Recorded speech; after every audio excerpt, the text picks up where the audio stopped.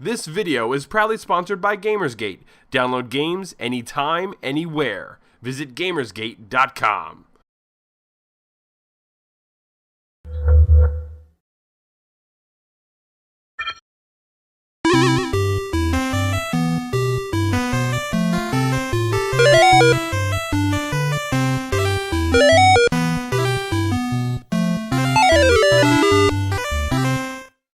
Hello everybody and welcome back to Elder Geeks Game Club. My name is Steve Wilkinson and joining me as always is Phil Summers. Phil, how's it going tonight? Pretty good. How about yourself? Cool. Good to have you with us here. And also joining us is the editor and owner of ElderGeek.com, Mr. Randy Asenchak. Randy, how's it going? Hello. I want to preface this before we even begin the show. We're going to be playing Super Metroid tonight. Anybody who has come here because they're Super Metroid fans and they're watching me play, this is the gameplay of me playing. I am not, a speedrunner. I'm not a guy who plays it yearly. So if you're like, oh my god, he didn't kill Kraid on this first try, just gently go sit in the corner and just enjoy the show as we discuss, our topic. You didn't kill Kraid on your first try? Is that true? But I'm just saying, statement? No. if this kind of thing comes up, it always comes up. Everybody's like, this guy sucks as playing. That's not really the point of the show. But it's okay. Well, if you do fall into that category of people who maybe found the show because you were looking for a Super Metroid speedrun and you don't know how the game club works, what we do here is we'll pick a game, we play it for a couple of weeks, and then we get together and record the show, and we just kind of talk about it. It's kind of an informal discussion amongst friends, not really intended to be an official review or anything like that, so hope you enjoy it. This time around, we played Super Metroid, which you already know. Which was I guess, Phil, do you have some history lesson for us? I didn't prepare anything, but I can certainly get some stuff off the top of my head, probably. Dude, school us off the top of your head. I had a feeling you might be able to, yes. Where to begin here? Super Metroid, 94. If I recall, it might also be the first Super Nintendo game to be a 24 meg cartridge. It was. I do remember that. That's actually on the box. Is it? Mm-hmm. Yeah. So Superman. Now I'm like, you already confirmed it. But I believe the game was the reveal of this game was pretty cool. I'm going into this is not actual history, but I remember it was revealed in an issue of Nintendo Power and. Not too much before it came out, and then they revealed that I've been working on this thing for 2 years, and I just remember being so floored by that fact, even though that's just so standard. Yeah. These days, you sometimes you see things 3 years before, or even more. Or if you're with the case with The Last of Us, 4 or 5 years. Yeah, really. So actually, it's funny. The wiki says under development for 18 months, so that's actually not quite 2 years. Yeah, it's that's pretty short for the most part. Yeah. So it was written and directed by Yoshio, which I may have said wrong, Sakamoto. So Sakamoto is the guy that created Metroid and in many people's eyes kind of ruined Metroid with Metroid Other M. But, he can do what he pleases. It's his baby. Didn't mean to have a baby pun in there, by the way, speaking of Other M. Yeah, that's the whole thing. But yeah, Metroid, it started in 86 with the Famicom disc version. When it came to the US, they kind of had to remedy that by making the password system. That and Kid Icarus were the first two games to have passwords. And then the only Metroid game in between these two was Metroid 2 for Game Boy, which I believe is 91. Let me... and that was a pretty cool game, too. Look that up. It doesn't seem like he did Metroid 2, because I clicked his name, and it is not in his list. It's interesting. What you liked Metroid 2, Randy? Yeah, Metroid 2 was pretty neat. And Metroid 1... people always praise it for what it did first, but Metroid 2 was kind of I don't know, I felt like it put a little bit more of the story into the Metroid series. Yeah, well, sort of. That ending. So, Yeah. The ending is where she finds the baby, and it is awesome. It's a really cool ending. I guess if you played it now, you'd just kind of be like, it's no big deal. Oh, I was close. It was 91. Yeah, 91 in North America. It came out, that's funny, it came out at first in North America, before the Japanese release, the Metroid 2. But you know, you don't need to play Super Metroid or Metroid 2 to get it. Like when you play Super Metroid, they give you cutscenes from Metroid 1 and Metroid 2 in the intro. And they kind of give you the whole story up to that point, and the baby gets stolen. And that's where Super Metroid begins. And then Samus goes and gets the baby. And then Metroid, after Super Metroid, which, I mean, everybody loved it when it came out. It's not like it was one of those games that kind of flew under the radar. Like, it did well. It was a big hit. And Metroid just kind of went underground until... For a long time. Probably 7 years later. Yeah, for a real long time. Which was crazy because people were really craving it. Right. And in Metroid Prime, I mean, that in itself is just a whole crazy story, just the development of that game. That came out in 2002. So, like 8 years later.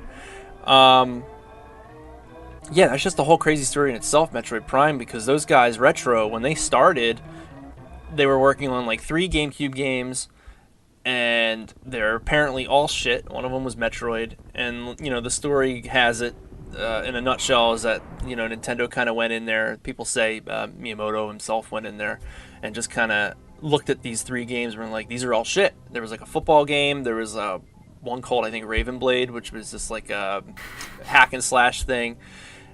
And he said they were crap. I think they were doing a racing one as well. So there was Could you 4. imagine that if maybe he was just having a bad day and he walks in, he was like, crap, get out of here. Well, I know. I mean, imagine. I couldn't imagine how that, the pressure, because I'm sure they were all kind of like shitting their pants when this visit was happening. Yeah. And so supposedly the story was these guys, a lot of them were from like Iguana and stuff like that. They worked on games like Turok, and he said, stop making all these other games, just focus on Metroid and use your first-person expertise to make a first-person game out of Metroid. So that was what they did for Prime, and then as you know, Prime had 2 sequels. So there's the trilogy there, and then there were 2 Game Boy ones. Zero Mission. Zero Mission and Fusion. Fusion came first. Fusion came out the day Metroid Prime came out. I remember and those were pretty good too. Oh yeah, Fusion's really good. I think it's great. And I think Zero Mission's weird because it's a remake of the first Metroid, but Super Metroid in itself is kind of like a remake of the first Metroid. So it's almost like Super Metroid again.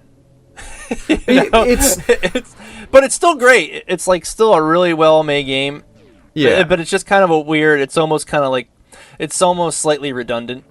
You know? Now, when you say remake, you don't mean like they remade the story, because there's going to be a lot of people that are going to be mad about that. You mean like they took the core concept and kind of refined it for like the Super Nintendo, because like it's a continuation of the story. Right. Yeah. Exactly. I thought you meant for Zero Mission. I was like, no. Oh no. For Zero Mission, it was a remake, and you're right. It kind of it's almost like Metroid 1 and then half of Super Metroid or something along those lines. I mean, what I meant by Super Metroid being a remake is, you're right. Like, it's obviously it's a sequel. The games happened, and you're revisiting the same planet, and it's kind of following like similar footsteps. You're going to obviously the same locations, right? Unlike Super Castlevania 4, which was a remake of Castlevania 1, right?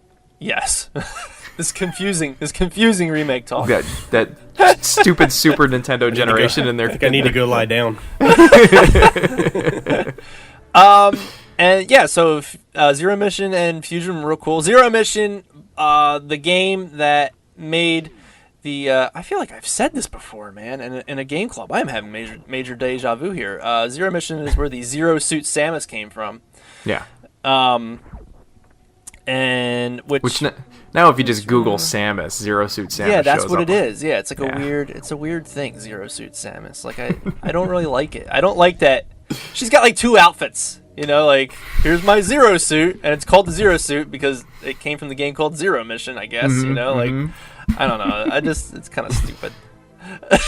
But you know why it's stupid? Because and this is maybe going to sound pervy, but at the end of Metroid, she always takes the suit off, and you just like, oh, what has she got on under there? What's she wearing? It's a bikini. Yeah, right? Or I mean, yeah, just there's all these various, different types, I guess, of bikini or whatever. But now you know that when she takes the suit off, it's just going to be the Zero suit under there. It's not special anymore. There's no surprise. You know what I mean? I'm not saying that to be perverted. I really do mean that. Like there's no mystery anymore. I really wonder if they did this, to kind of depervify the ending of like, because like really when we were kids, you were like, oh, did you see the end of Metroid? Because you totally see her in a bikini, and that was like, various different types of bikini as well. Like at first it's like a whole one piece, and then if you do even better, you get the full bikini. Like and now I wonder, in an attempt to depervify that, they were like, well, here's she's just gonna wear this Zero suit, but the Zero suit is like, even though she's covered head to toe, is probably sexier than everything they've already done. Completely like skin tight. She might as well be what's her name from X-Men. All of them. What? I just had Rebecca Romaine Stamos. Yeah, Rebecca Romaine Stamos. Yeah, you know what's funny? Like all I had to say was what's her name, and you guys got it. I just had like a total brain fart on her name there. But thank you. Yeah. Yeah. So I'm kind of jumping all over the place here because, like I said, I'm pulling all this off the top of my head. We're doing like a full Metroid history. here. Yeah. I mean, why not? It's hard to talk about one Metroid game without talking about them all, at least in some context. So I think it's fine. And then there is Metroid, the last Metroid with... Oh, well, I'm missing... there was Hunters as well. Two spin-offs, yes. There were Hunters, which I did not play because I didn't really care for it. And there is Pinball, which I do have Pinball. Metroid Prime Pinball. Hunters is officially a spin-off? It's not... Well, I mean, I guess spin-off in the way that, like... I don't know. It's not... It doesn't feel like it's part. It's not a part of it. You know what I mean? Like, it's not a Metroid game. Hunters is actually the game that kind of turned me off to the DS initially. Wow. That's funny is because the DS that it came with a demo to Hunters, like the original Big Clam. Mm-hmm. I played it in a Target. The first time I ever saw a DS, I played Hunters in a Target on the demo unit, and I was just so unimpressed with the controls that I was just like, I don't know about this thing. It wasn't until later when I think I played Phil's DS that I was then sold on it as a platform. But that game kind of soured me on it just because I was so unimpressed with the control scheme. Yeah, I mean, like, technically it was pretty impressive at the time, and it ran real good, and it was just cool to see, like, a Metroid Prime-looking game on DS, or in this new machine, this new handheld, but, it's basically, like, a really, like, bare-bones multiplayer game, without much of a real meaty single-player campaign that I know of. I mean, I only played a little. I played the demo, of course, and my nephew had it when it came out, and I played a bit of his, but, I never really... as a huge Metroid fan, for me to not buy Hunters, I don't know. Yeah, that kind of speaks volumes. Right. I mean, I even bought Pinball. I mean, I bought it for like $10, I think, but I bought fucking Metroid Pinball, for God's sake. I think it is the only pinball game I own, by the way. Of all my games, and then finally, like I mentioned, Other M by Team Ninja, the game that really just divided the fan base, and as of now, just like killed the series because it really did. I think they expected it to be a really big hit, and they really overproduced. Like that, they made so many. Usually, a Nintendo game, it comes out, it's always $50. Sometimes you'll find it for like $20. Five Below is stacked with Metroid Other M. Go to Five Below and get Other M for $5. So there was a ton of them last time that was like a month ago, so they might be gone. But full of Metroid Other M. Yeah, so it's just I think I got it for like $8 on Amazon, brand new. Oh my! Wow. Yeah, really cheap. And you know what? I think it's I really do think it's a good game. This is not about Metroid Other M, but I think it's a good game. With a couple of flaws. It's not the best Metroid game, but it doesn't deserve the hate. Really interesting. I would love to I wouldn't mind it if there was like a second one like Other M, and it just kind of like expanded upon it and worked. Kept some of those core ideas, but fixed a lot of the problems. I'd be up for that. But yeah, Metroid is, and that was what, probably like 2010, so 3 years ago. No Metroid. Which there's like we just said, there was that big period between Super Metroid and Prime, and who knows? It could happen again. The big wait, which is what, that's actually fine, because then when it comes back, it'll be that much more special. Yeah. Yeah. Yeah. Well, you did not mention the Nintendo Land incarnation of Metroid. Yeah, I don't know about this one. which is great too. It is actually like really it. fun. Yeah, so Nintendo Land for Wii U has all these attractions. I think there's like 12 of them or something like that. All based on a Nintendo game, and they're all kind of like mini versions of the game. Well, sort of like mini versions of the games. They're all. I think Pikmin's probably maybe the closest thing. Yeah. But probably not even actually. But anyway, there's a Metroid like multiplayer game in there, and it has like a campaign, and it's just like a shooter. You actually play it kind of similar to Metroid Prime on Wii. You're pointing the remote at the screen and aiming that way, and it's third person, so the camera's behind your guy, and you're shooting up like cool like toy looking versions of Ridley and all that stuff. There's like a giant Kraid boss. It's really cool. It's a lot of fun. That's awesome. I played And then the shit other out of person that. can play as the ship, right? Yeah, and someone else, the person on the gamepad can play as the actual like Samus gunship, and they're just kind of flying around nice. on their own. Yeah, it's real cool. Like, and you can even do like the gyro with it. So if you want to look around the room with the ship, you can fly that way. Was her ship that. ever given a name? Does anybody know? I don't Probably think- somebody knows, I'm sure. It's I'm not possible, aware. but I do not think that there is a name for the ship. If I don't know the name of the ship, there must not be a name for the ship. No, I don't know. There might be. There might really be a name. I don't know. But yeah. So I feel like we've talked about Metroid. One thing I would like to note, speaking of spin-offs, when you said the thing about hunters, I would say that Metroid Prime trilogy is not canon to Metroid. Really? Yeah, because.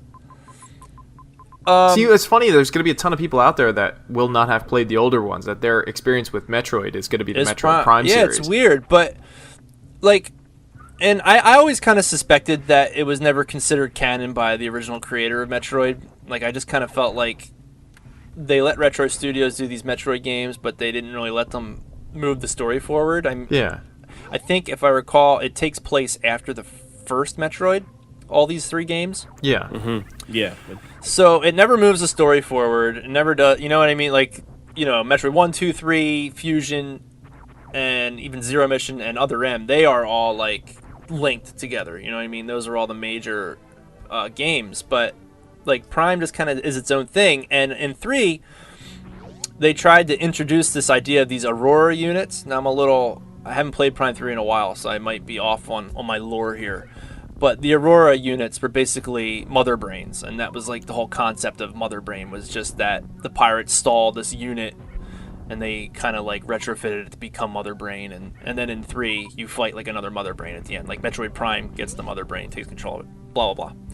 So in Other M, that idea is just completely, that idea doesn't exist, because they'd start doing stuff with mother brain in there, and it's like, oh, well, that's not how Prime explained it. So it was one of those. So that was kind of the moment where I was like, yeah, these games just they don't matter. They don't count, which sucks because they're awesome. They're really great, and it's a shame that like Nintendo, like the guys over there in Japan, just obviously don't look at them that way, and it's it's not part of their little Metroid world.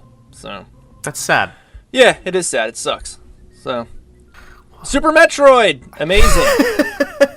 Very good. Thank you, Phil. Thank you. Yeah. That's good. I can keep going, man. Dude, we should have a panel at MagFest just for Phil talking Metroid. I'm sure we could do an hour. I'm sure we could. It'll just be called "Let's Talk About Metroid." That'll be the panel. I could do it. I could do it for a while. Hopefully, I'll do Super Metroid justice. Now I played it recently. It was like 35 cents or whatever it was on 30 cents on Wii U. Yeah. So I downloaded it like that week, and I played the shit out of it that week. So that was a couple weeks ago now. I'm glad that it's that cheap, by the way, on the Wii U, because it's not anymore. Oh, but it was for a month. I was gonna say on the Wii U, it's like still $4 or $5 or whatever it is. That you have to and it's back up to 8. Yeah, and it's back up to 8 now. Good God! I mean, it's a great game and everything, but 8's a little much. It's worth 8. I think it's worth 5.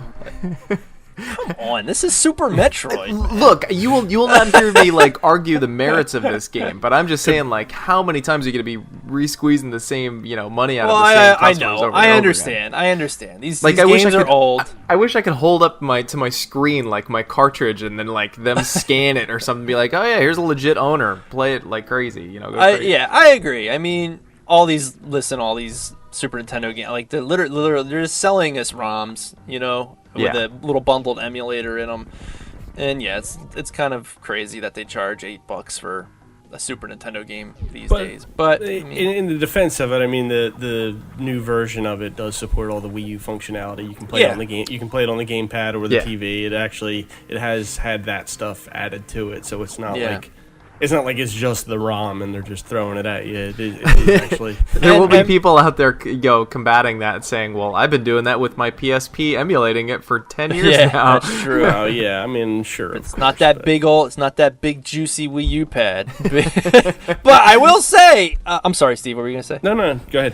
I actually don't like. This is like totally retro game snob coming out. I don't like playing virtual console games on the Wii U pad because they don't look good. They're like, and I thought, I've said this before, I think on the show, I didn't have my Wii U plugged into my TV for months and months. Every time I played it, I was playing on the gamepad. So all the virtual console games I was playing were on the gamepad, and they're all like stretched and real fuzzy, and I hated them. And F-Zero, when you play that, there's actually like distortion in it from like Is artifacting. there no way to maintain the aspect ratio on it to the original 4:3? It's the regular. It is the 4:3, but just the way that it's blown up on the pad, it just looks bad. And then, it has bars kind of on the side, Randy, so it's not stretched to like a 16:9. Okay, all right. And like I was F-Zero had like bad artifacting when when you're going like full speed, and it's just kind of like, well, this is a letdown. So when I was playing Super Metroid, most of the time I was playing on the gamepad, and I was kind of upset. And then finally I was just like, let me just see what this thing looks like on the actual TV. And on the TV, it looks awesome. Like, does it? Yeah, it looks great. I'm like, oh, at least it looks good on the TV. But and just point out also, just if you are one of the people who bought it on the Wii and now you own a Wii U, you should definitely boot into the Wii menu and then you can just download it again. You don't have to buy it twice. Oh, cool. Yeah, you don't have to actually buy it for $8 more. You can play your Wii version right on the Wii U. That's and it upscales. Nice. Decent enough. Nice. So cool. Little informational little nugget. Tip. I never transferred my Wii stuff to my Wii U. Oh no, I never did it. Yeah, but I will say, aside, Super Metroid aside, most of the games that came out during that era, I think they're best serviced when you find a CRT TV and play them on those. Like that's the way they were designed, and they look the best on there. I mean, they look fine digitally, on digital monitors and digital televisions and everything like that, but I still think that they look the best on CRT screens because, the edges are naturally blurred a little bit. There's some natural anti-aliasing going on there because of the shittiness of the quality of the screens, I agree. I do prefer them on a CRT, but I actually kind of like the way they look blown up. With no filters and not smoothed over, because I kind of like, I don't know, you have a better, like, you can see the pixel art really good, and you can really start to just appreciate it, I guess, a little more. Like, oh wow, look, I don't know, maybe I'm talking out my ass here. No, I hear what you're saying, man. Like, being able to see how much time and effort was put into every little, right. Especially in Super Metroid, like, you can just see like individual little pixels like glowing where there's like a like a little highlight on Samus's visor or something. It's like they thought of this stuff, Like it's just cool to see it. So, well, let's actually talk about the game. We haven't been talking much about the game. Like, I kind of, should we be talking about like how it was when we played it now? How it was when we played it when we were kids? I think we should. I think we should talk about how we feel about it now. I don't think we should. If we loved it as a kid and we hate it now, I think we should talk about why we hate it now. Like, I think we should. This is our current view on Super Metroid. I'll go first. Okay. Sure. I didn't hate it as a kid. I actually, when I played it, I borrowed it from a friend because that's kind of what you did. You always borrowed cartridges when you didn't have cash, and it was one of those games that you wanted to play for a while, so renting it was kind of out of the door. Like, when you were first time playing Super Metroid, you were probably not going to beat it in 2 days, unless you were Phil, who probably beat it like that afternoon. No, I mean, I remember it took me like a week. Me too. So it was one of those games, like, if you rented it, you wouldn't have gotten, like... Because rentals back then were like 3 days and you would return them. But anyway, Right. So I borrowed it off of a friend, and I remember playing it when I was like 14 or 15 or whatever, and it was like a crazy-ass hot summer, and we didn't have air conditioning, so I was just laying on my floor in my bedroom, just sweating my face off, but I was like, this game is so good! You were really in Norfair. Yeah.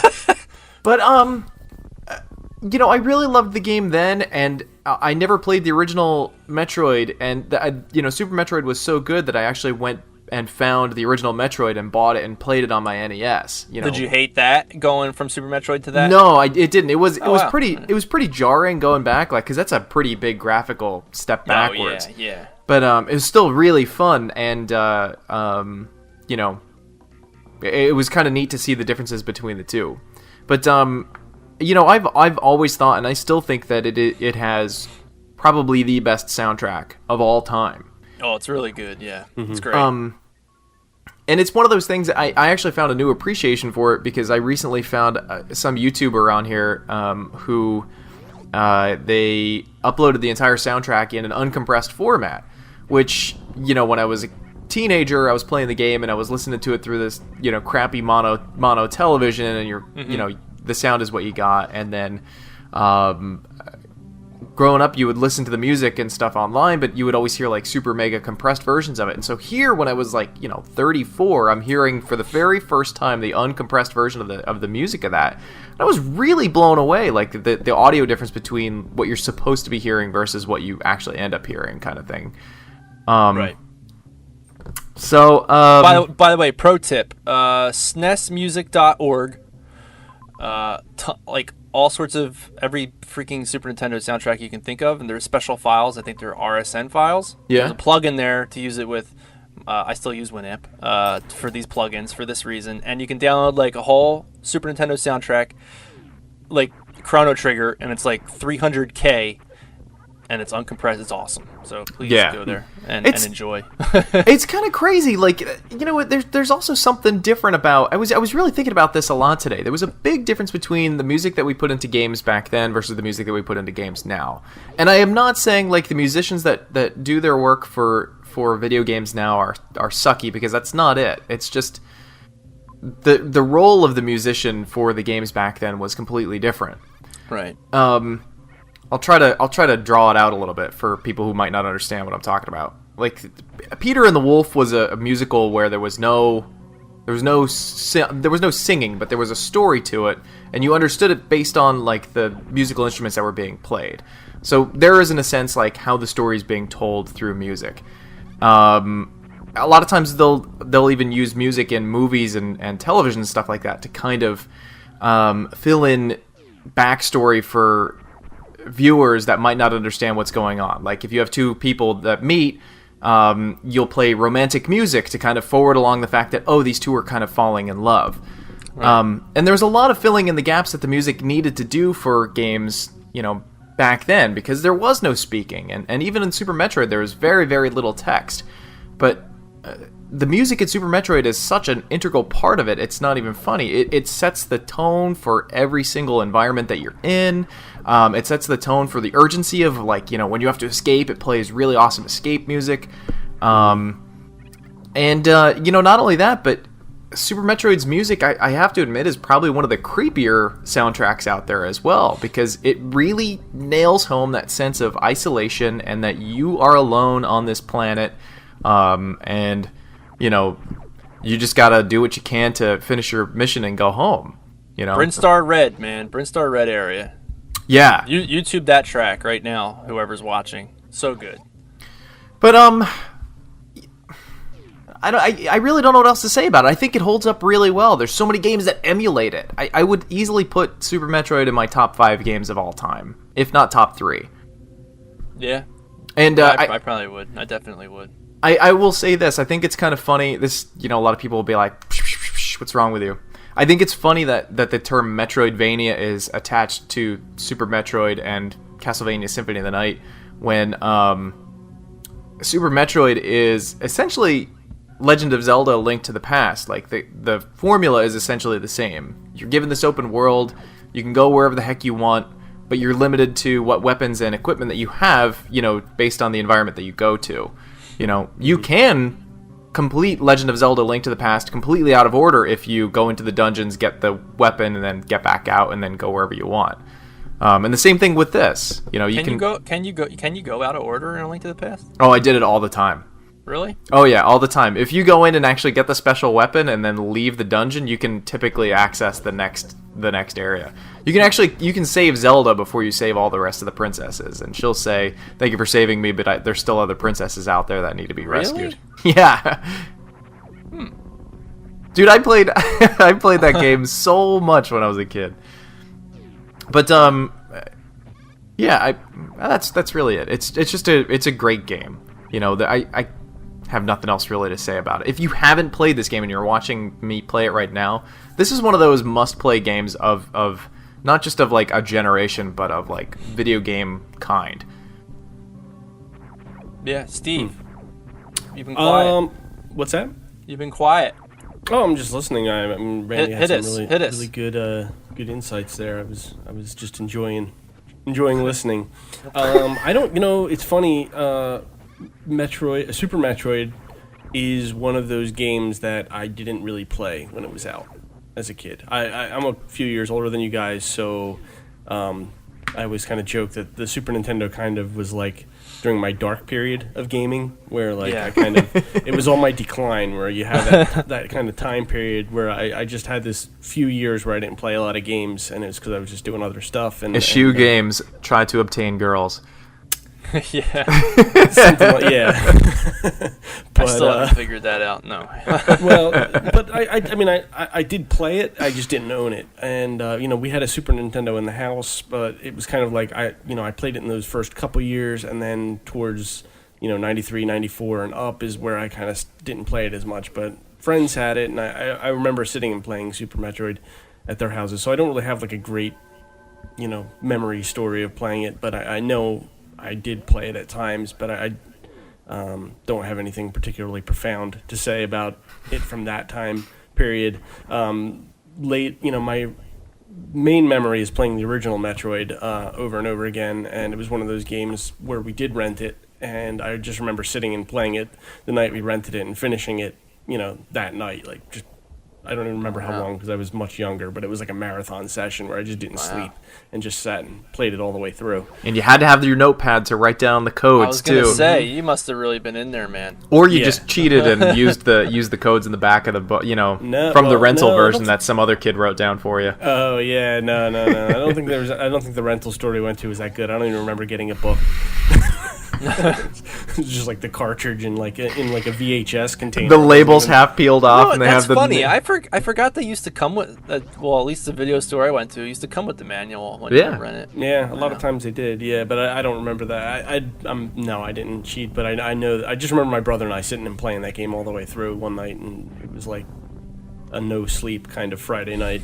Nice. But yeah, so I have that memory of that game, and then I kind of missed Super Metroid somehow, and then kind of came back to the series with the Primes and Fusion and Zero Mission.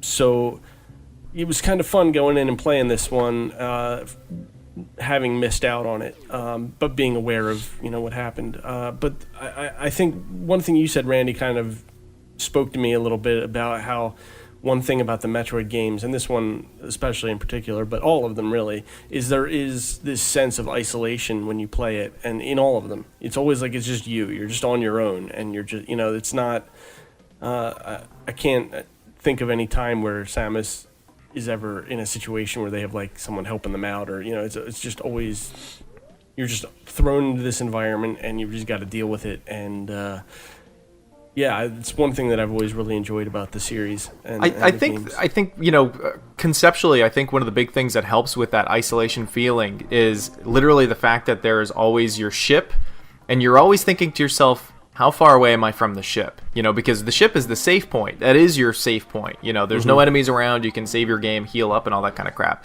And with Super Metroid, it was always like, holy crap, how deep am I, and how long is it going to take for me to get back to my ship? Because I can't remember where the last save room was.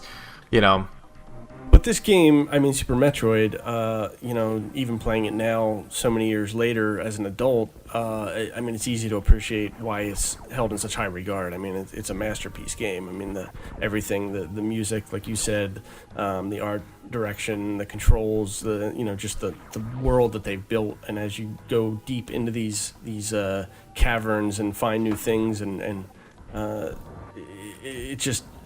it's an amazing piece of work. I mean, it definitely belongs where it is in the as being so revered. Phil? Yeah. I mean, this is the game that I bring up in nearly every episode of Game Club, so it's like crazy we're finally talking about it.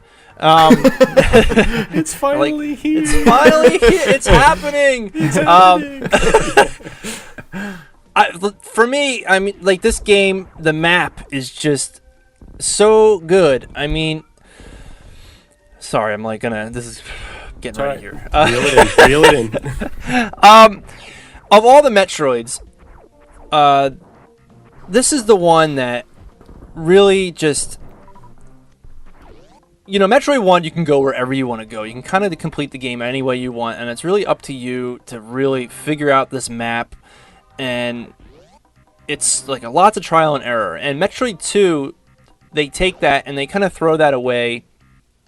And there's kind of almost like this hub level, and then there's separate little hubs around it.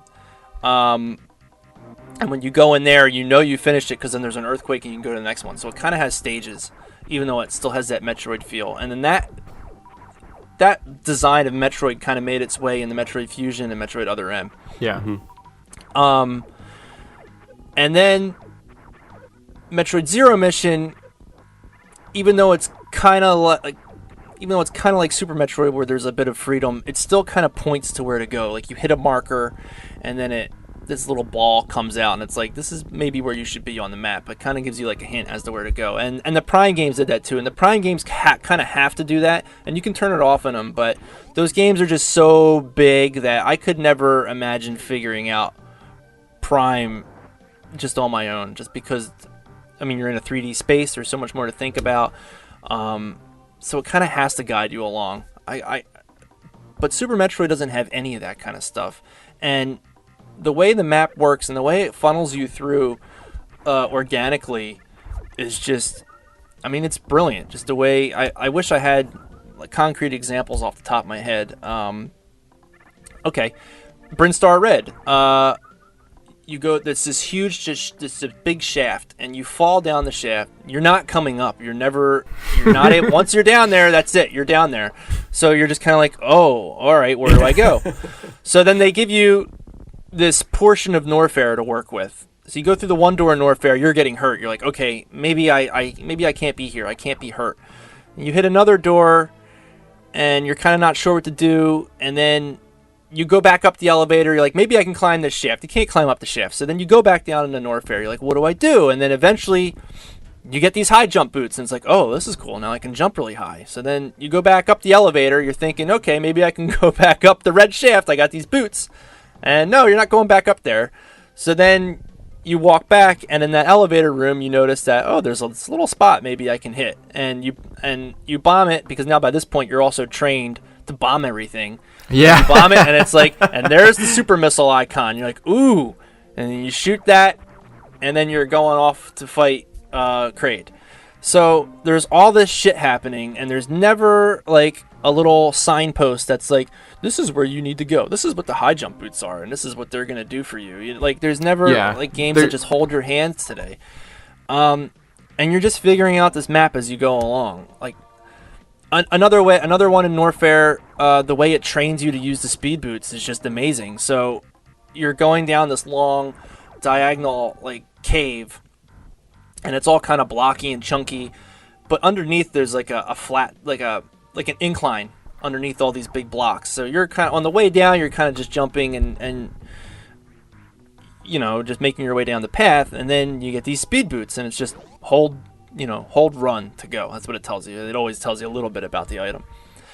The moment you get these speed boots, fucking lava just starts shooting up, and you're like, oh my god, I gotta run. And it gives you enough time to that where you run, and once you leave the door, you're running at full speed, and all of a sudden you're just blasting through all the bricks that you just had a hard time going down, and now now you had this ramp. And can I interrupt real quick? Sure. That crazy flash of colors and like as you're running through crap and everything's exploding, that shit was like revolutionary for the time. Yeah. You were like, oh my god, that was a big holy crap moment for the technology at the time. Oh, it sure was. I mean, total holy shit thing. I mean, Sonic was already running fast, but just the way that like she was just charging through shit, like, was just so cool. So you just destroy everything. So like what that process teaches you is, I can run really fucking fast now, and when I'm running fast, I destroy everything. Yeah. And then it also gives you that ramp. So then you take that knowledge a little later, and there's a part where you see similar blocks lined up, and you see a similar ramp, and then okay, I got to clear this, and then you run and you clear it. And then it also teaches you that when you're running up on an incline, you can jump really, really far. Like, you can take off on the ramp. So the fact that the game is always doing these crazy like things to just teach you, like I said, organically, and learn things on your own without shoving anything down your throat, and the way it funnels you through the map, so that you don't get too lost. I mean, you can get lost, but not like overly lost. And just the way that it teaches you that is just so awesome. Even just some of the shortcuts. I love, speaking of that part in between the shaft and Brinstar Red and going down the Norfair, there's that water part. So you go in this tube, it's a glass tube, and there's water. And you go by it, you don't think anything of it. And eventually when you get back to Meridia, you pass what looks like a broken tube. And you're like, oh, it looks kind of similar to what I saw before. So eventually you're in Meridia, and you fall down, and now you're on top of that tube that you were once inside of. And then you're like, okay, well, I saw the broken one. Maybe I can break this. And you lay a power bomb, and all of a sudden you shatter that tube. And now you have this shortcut to Meridia. There's also a save spot, and you can go to Lake Brinstar. And it does all these things. And what's so cool about it is, like, now that you had that knowledge, the next time you play the game, you can open that shortcut, like, the moment you get the power bombs, which you get way before Meridia. So there's just so many, like, cool, just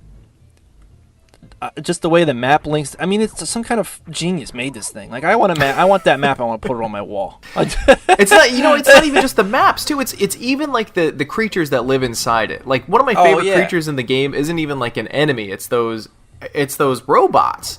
The ones that are just like, what? I love those things. Like, it says so much about that planet without saying a single thing. Like, there was once other people here, and they had these things, and it was. It's kind of cool when you think about that kind of stuff. But and the creatures that teach you to wall jump, do you remember that? God, you know what? To be honest with you, if there is a downside to the entire game, and every game has a downside, it's that wall jump segment. Well, see, I want to bring up the wall jump too. That segment does kind of suck. I hated it when I was younger. Yeah. I remember being stuck, and when you're stuck down there, you are stuck. Like, you're either you got to figure out how to get out, or you're turning the game off. And your thumbs freaking hurt from rocking back and forth. Like, Well, this time I was determined to learn the timing of the wall jump. I can do the wall jump perfect every time now. Can you? I still can. Yeah, I believe you got to do it when she's doing like that half animation. Yeah, you tap away from the wall and then jump, and there's kind of like a rhythm you get into, and she can do it. She does it once you figure that out. You do it whenever you want. But I think the reason they made that wall jump hard, and this is just speculation on my part, is once you know that wall jump, you can really sequence break things. Oh, yeah. So watching a lot of the sequence break videos on YouTube are really impressive. Oh, yeah. I mean, people just flip right up these walls. And that's what I was kind of doing until once you get the space jump, that's kind of just goes away. But, like, you can just do these cool sequence breaks. And I think if they gave players that ability early on, I mean, you always have that ability, but if you made it very accessible, like to how you perform a wall jump in a game today, I think it would really, people would start, they would get lost, they would get trapped, and it would break things. So it's kind of cool that it's like this advanced move. Same with the shine sparking, which is like a whole other. That's what the speedrunners are all about, the shine sparking. So that's when you run, you dash, and when you stop, she's charged, and you can take that charge and you can like dash upward like a rocket. You can dash all over, and then it's crazy. That's just like that is a whole other element. Now, I guess it is kind of hard to always get the shine sparking to work. So I guess that is one. That's kind of a negative. They made that a lot easier, like in Zero Mission and Fusion. Like you just crouch down, and when you crouch down, she's good.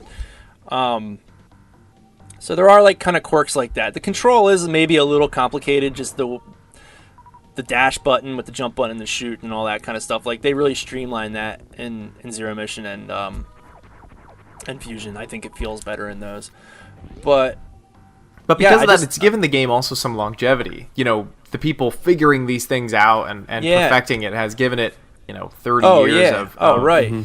Or 20 years of legs. And it has so many cool, just like little secret moves too. Like, I actually forget how to do it. I didn't do it this time, but I think if you set like a power bomb and you roll into like the ball, she actually breaks out of her suit for a minute and she'll heal inside of like a force field. Oh yeah, I've seen that before. Yeah, it's pretty cool. Yeah, there's like all sorts of like cool things like that. There's another one if you're holding in just the charge shot, the charge beam. If you're holding it in, you crouch and you go into the morph ball, like it'll drop. You'll never use it, but a bunch of bombs will just fall out. Yeah. You can even, if you're using the charge beam and holding it in, you get like a mini screw attack before you get the screw attack, so you can just kind of jump through enemies while you're shining there. So like, it has so many cool like little features that you don't need to know, but they're cool to figure out and help speedrunners and stuff like that. It just adds like so much depth to it. So. Yeah, and then the narrative, of course. I mean, how can we not talk about that? And there's like, other than what Samus says in the beginning of the game, there's no words. It tells us like really cool story of when, especially once you get in the Mother Brain's lair, you find the baby Metroid, and baby Metroid eats you, and then you're like, oh man, this is now the Super Metroid is the baby Metroid. It's crazy. And then you go fight Mother Brain, and I'm ruining the game for you guys. Sorry. And then, as if you didn't know, and then the baby comes and eats Mother Brain, and like when I was a kid, like that stuff, I was just holy shit, Yeah, that was another holy shit moment. Amazing. And it's still like, to me, even now, like it still just feels like good. It's just a really great moment. Even the escape sequence at the end where you can rescue those little guys, which is rescuing those guys is canon, by the way, because they're super important in Fusion. Yeah, so there's just so much cool stuff. This game is awesome. A classic. Even just they really use that extra space to just all the details. Samus, not many games had this. I can't even think of any actually where the sprite had two different sides to it. Yeah, where when you would turn left versus turning right, she had her arm actually pointed because she shoots from her right arm. Yes, I think so. Arm? Yeah, she's a righty. So she shoots from her right, and the gun is always on the right hand. And they did all that different run animation for all the different, for the both sides. I mean, just like crazy stuff that, little details that people just didn't think about or put in the games then. I do love that. Awesome. That, like you said, I love the idea of that they can just tell such great stories with these games without overtelling them. Yeah, which I think is something that in modern games, obviously, or even Other M. I mean, well, yeah, and that's kind of initially. I haven't played much of Other M. Like I said, I got it dirt cheap just because it was dirt cheap, just so I could have it to play eventually someday. Probably never. Given my that's my MO anyway. But I did pop it in and play maybe half an hour or so of it just to kind of get a taste of it, and it did kind of turn me off a little bit. You just got I think the first hour is lots of talky, and it's this really isn't Metroid. It definitely feels.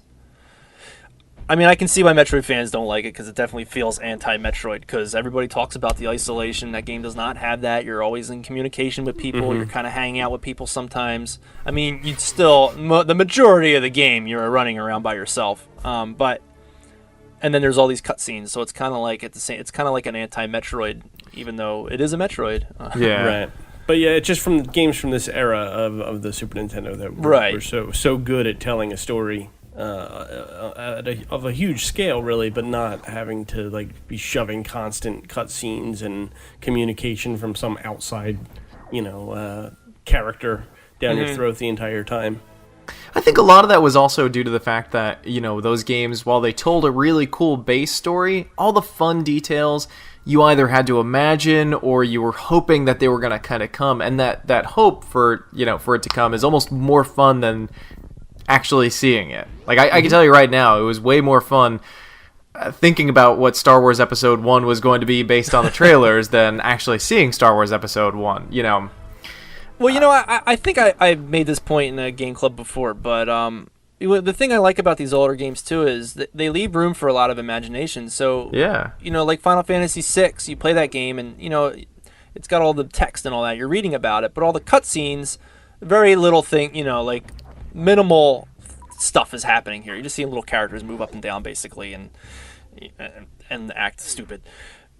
And everybody people would love like a remake of Final Fantasy VI, but it's just like, well, why? So we can see all these cutscenes the way they're supposed to be. Like, it was cool just imagining that in your head. Like when Kefka takes over the world, your mind's kind of going. You're just like, oh, look at, this is all destroyed here. So they kind of leave that room for imagination, which is what I like about the old games. But, yeah.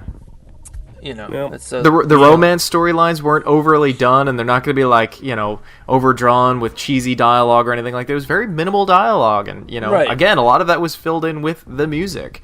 You knew they were falling in love based on the music that was being played. So yeah. That opera scene, man. People love that opera scene. It's good. I mean, it's great. Yeah, dude, it's awesome. It's really good. I'll say this about Super Metroid. I really hope that if Nintendo ever makes another Metroid, and I do hope they continue the Metroid series, because I think it's one of the. I think it is probably. They will. It is one of their best, series. I would probably rank it Metroid then Zelda as my favorite two, Nintendo series. But I think if they're going to remake or continue to do the Metroid series, I really do think they need to take a really hard look at Super Metroid and what made it great. And I think they need to look at other games too. And I'm not saying they need to go over the top and make them super cheesy and super gory, but I think they need to look at games like Dead Space, and they need to look at games like the most recent Lara Croft game, because the Dead Space games, especially Dead Space 1 and 2, they nail that same isolation feeling. Even though you're popping up and talking to people on your wrist and all that other kind of crap, you still feel really alone, and that's kind of a big thing for the Metroid series. I'm not saying it needs to be dark and gory or anything like that, but I think something else that will not only make the game a little bit more exciting, but it would explain a lot more to it as well, is if they kind of added in a sense of desperation as well, like what they did with the Lara Croft game. Because with every Metroid game, you always think to yourself, okay, I'm going to start off, and I'm not going to have my powers, and I'm going to slowly get my powers, and I'm going to find them. But if they kind of add in that sense of desperation, like with the Lara Croft game, then it could be like, holy crap, Samus is alone, and there's a chance that she might die, and it would be kind of fun to watch her explore the environment slowly and then build up her gear as she goes along. And the Lara Croft game, most recent one, by the way, was an open world kind of thing. Even though it had a linear story, you could still go back and, access new areas, based on techniques and stuff that you learn. So, a lot of people shoot me saying, "Oh, those are third-person crap games." They were pretty good for what they were. I think that if the creative minds behind Nintendo, and especially with the eye for detail that Nintendo always has, if they took those concepts and then added them to the old Metroid formula, I think they can come up with something really fantastic. That's just me. Yeah, I think right now Metroid it's at a point where I think it needs, I hate to say the reboot thing, but I think it needs to start over, because this is like a 25-year story, which, by the way, it has been 25 years and there's been no Metroid celebration, not like Super Mario. Even Kirby got like a 20th anniversary game on Wii. We're having a whole year of Luigi. Yeah, Luigi's getting an entire year. Samus can't get shit. Anyway, so I think it needs to kind of start over, and I wouldn't object to some new blood having it. Maybe a Western studio, a bunch of guys that grew up caring about it. almost like a Metroid Prime, just kind of like a new, totally fresh idea. But Super Metroid, has to be. I mean, it has to be the like.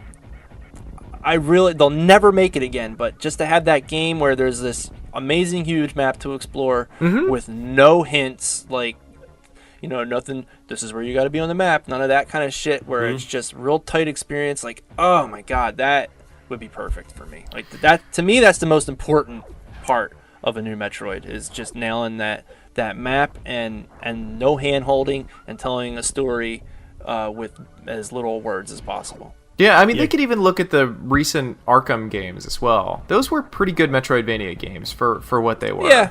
Yeah, because if a game like that was made now, it would definitely do the thing where it zooms out on the map and then it would like go down and be like beep, beep, beep, beep, beep. Yep, with a question mark. With a question mark. Yeah. What's here? Yeah. Yeah. Which, story point. Yeah. And maybe like what I'm thinking, maybe that is like impossible to do with like a big 3D game, just like this map that you would explore like organically. I don't know. I don't design games, but it's time for a refresh, and I'm worried. Like, I think that's the biggest thing that Other M caused for people. It gave them reason to really worry about this otherwise really sacredly handled game. That it might go to that kitschy kind of, route that some other Nintendo games go. Right. You know what I'm saying? I almost, on related to that, I almost wonder if you can pull off an open world with that level of detail and explorability. Is explorability a word? You just verbed it, dude. It is now. All right. Jeez. Sorry, that was terrible. So much. That could be the Game Club shirt. It just says explorability. Explorability. I'm going to look it up. It's probably going to be a real word. I'm afraid to open up a browser. The t-shirt's coming to MagFest 2014. Yeah, they'll be available at MagFest. Come see our panel and you'll get a free explorability shirt.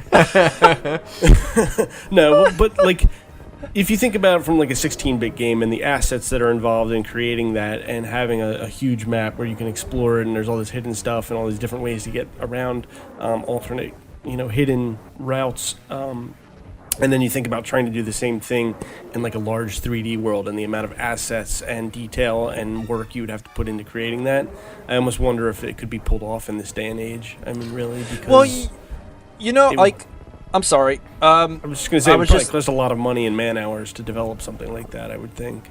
Well, I had a thought as, like, kind of just now. I'm like, Dark Souls is kind of like a good example of a way for people to be online and give each other hints and tell each other, like, kind of everyone figures out the map together. Like Miiverse. One thing I noticed playing Super Metroid on Wii U, I would go to Miiverse once in a while, and there was a lot of first-timers. And there was a lot of people taking screenshots, and they're like, what do I do next? So there was like a cool community kind of building up of people trying to figure out how to play this game. So, maybe it is possible to have a game with just this crazy map that doesn't give you any directions, and it's kind of up to the community to figure the map out together.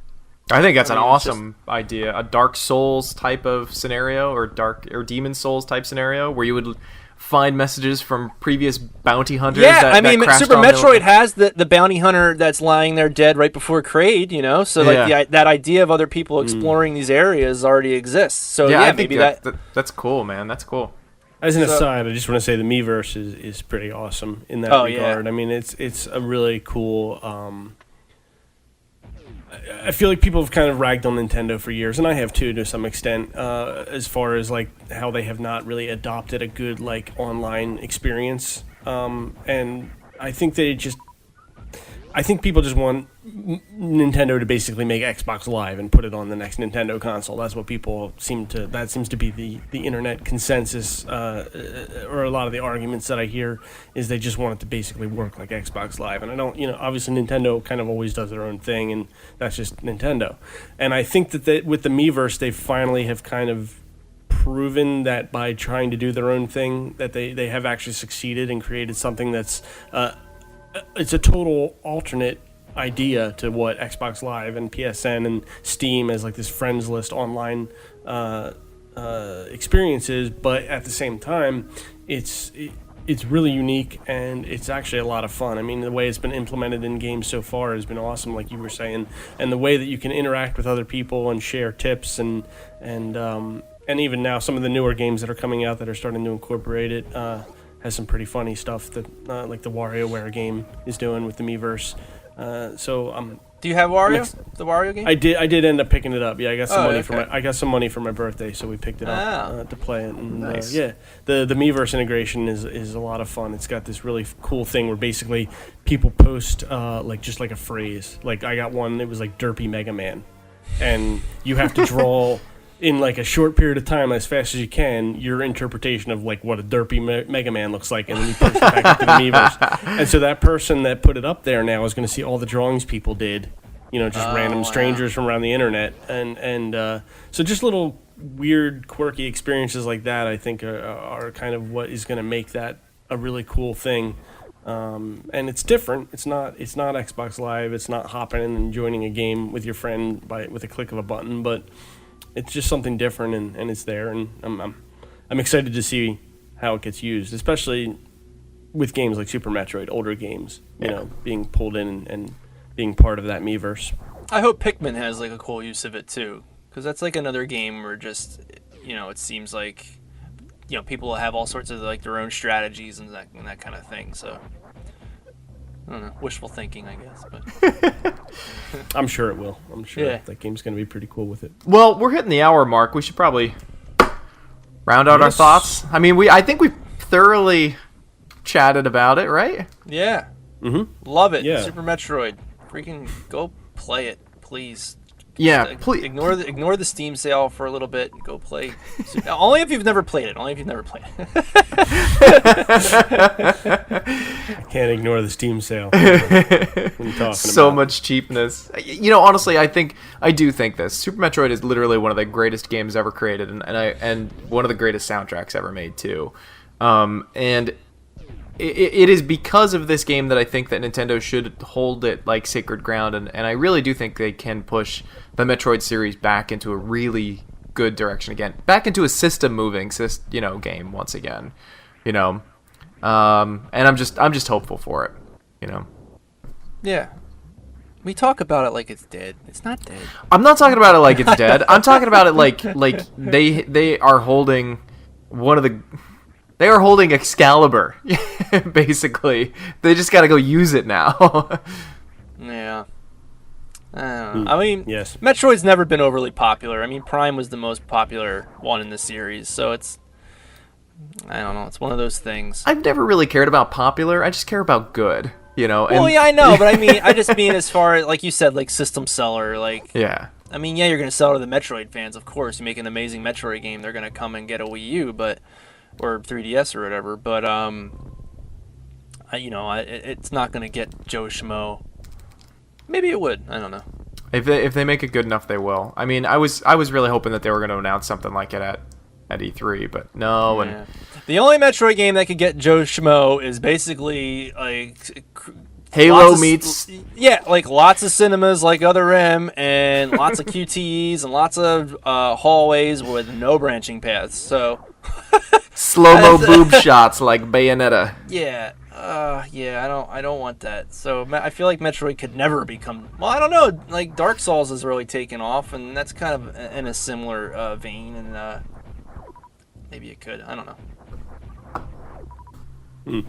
Sorry, bad ending thought. No. Steve.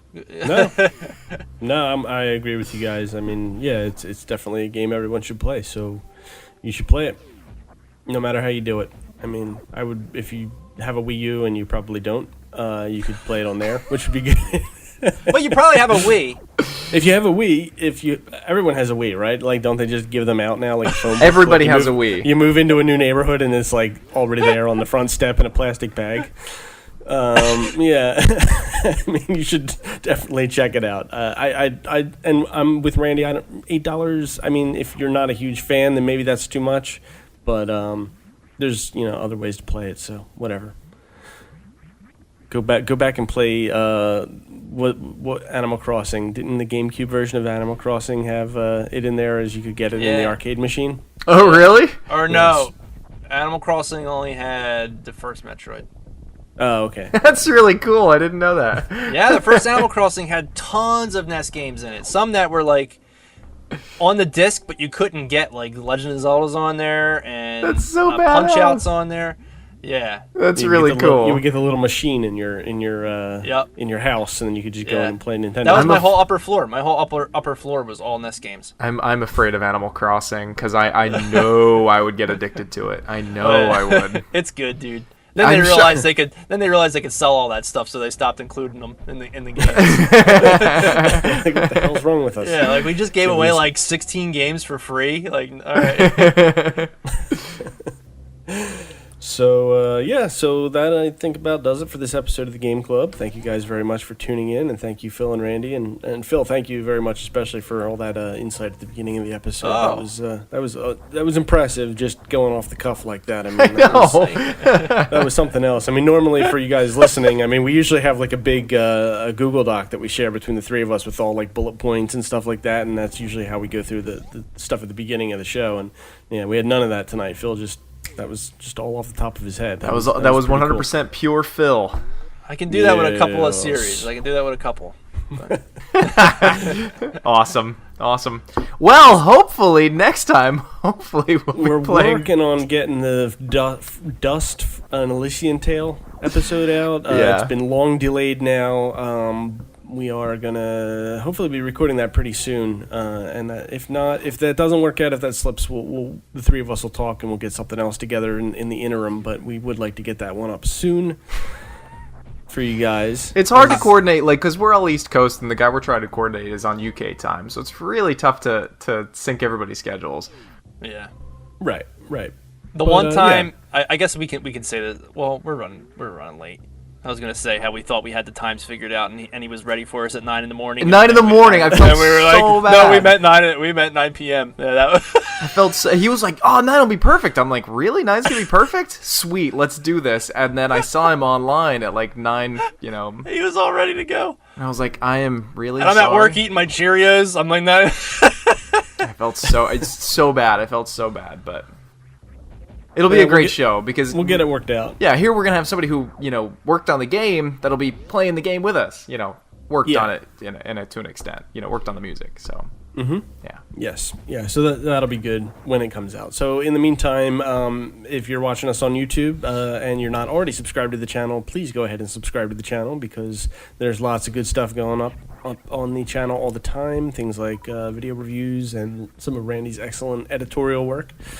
And head over to eldergeek.com. Click on the Facebook icon. Click on the Twitter icon. Or the Google icon. Whatever your social media of choice is, and follow us on there. Check us out on Twitch TV, where the guys are doing streaming stuff all the time. 2 Button Panics on there.